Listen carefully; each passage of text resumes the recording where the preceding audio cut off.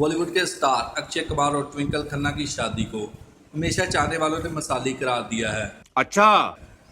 अक्षय कुमार ने हालिया ही में एक इंटरव्यू दिया और उन्होंने बताया कि मेरी ट्विंकल खन्ना के साथ कैसे शादी हुई। बहुत ही उन्होंने दिलचस्प इंकशाफ किए। अक्षय कुमार ने कहा कि मुझे नहीं यकीन था कि राजेश खन्ना की बेटी से मेरी शादी होगी। अक्षय कुमार ने बताया कि मैं अपने इब्तदाई दिनों में अपनी कुछ तस्वीरें लेकर राजेश खन्ना के दफ्तर जाया करता था कि मुझे कुछ काम मिल जाए। उन्होंने कहा कि इस तरह में मेरी शादी ट्विंकल खन्ना के साथ हो गई, जो कि मेरी ज़िंदगी में एक अजीब मोड़ आया।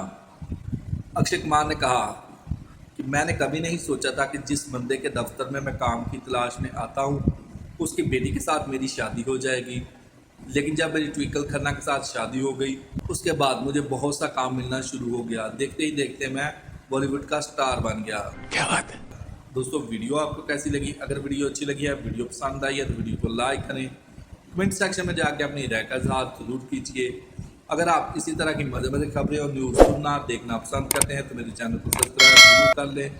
मिलते हैं एक नई वीडियो के साथ, तब तक के लिए दोस्तों अल्लाह हाफिज़।